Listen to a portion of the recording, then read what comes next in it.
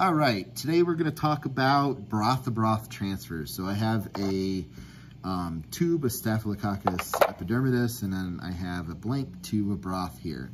Now, as discussed before, the first thing that we always do before we do anything with our brand new tube is label it. Now, when we are labeling tubes like this, we never write on the cap because the cap can be separated from the specimen in the tube. Also, they're very difficult to wash. Instead, we write right onto the glass tube. Now, I don't like to write down where the broth is going to sit so that I can easily view my specimen. I like to write above it here. So I'm going to write my name, the date, my specimen. Okay. If it's not specimen, you could write, patient ID or ID of a food sample, whatever it might be that you're looking at. And then I'm also going to write my class here. Okay. Now, once I have that, I need to make sure that I'm keeping good aseptic technique here. Now, to do this, I want to keep my tubes covered for as long as possible. Now, if we had a flame here, we could actually use the negative pressure of the flame to pass over it. But here at Sunieri, we have these beautiful back disintegrators, which are much safer, don't use consumable gas, and prevent having an open flame for us. Now, before you do a broth transfer, you want to make sure you have a uniform specimen. So what I like to do is either use a vortex, or what I'm going to simply do in this video is rub the specimen between my hands. Now what that will do is take the cells that are starting to rest at the bottom and suspend them throughout the column of media. And you'll note here that this suspension is much cloudier than our brand new tube that we have here, and that's because those cells are starting to grow nice and large quantities there. So for this, I put both tubes in my hand. Okay, I start with the tube I'm going to enter in first on the outside of my hand. I sterilize my instrument. In this case, for a broth transfer, I'm going to use my inoculating loop.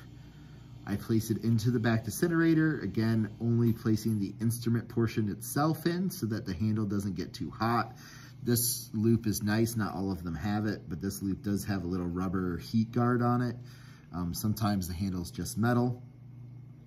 I give it a good look, make sure that my loop is nice and orange, and then I take it out.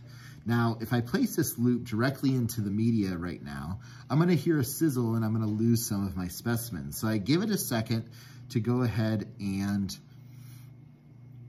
cool down. The other way you can do this is take the lid off. I use the hand that the instrument's in and touch it to the side of the glass.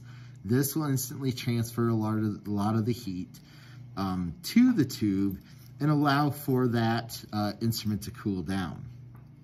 Then I go and I only, stress only, submerge the loop. I don't place it all the way in, just the loop itself. Grab a loop full of bacterium and replace my lid. Now again, if I had a flame, I could pass this over that heat source before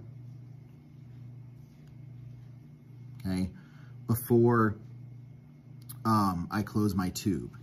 I open my second tube, I drop my loop inside, give it a small switch into the broth, and recap that tube.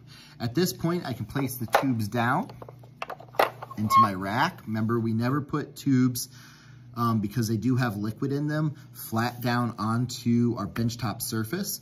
The reasoning for this is the caps are not watertight. They actually have little perforations there that allow for oxygen to come into our tubes because our growth is going to be aerobic, not anaerobic. And then I take my loop that's contaminated and without putting it down, I sterilize once more. So I wait for my loop to turn orange, take the loop out, and I'm all set. Once the loop has been sterilized, I can place it down or put it in the holder of my back disintegrator. And that's how we go with a broth transfer aseptically.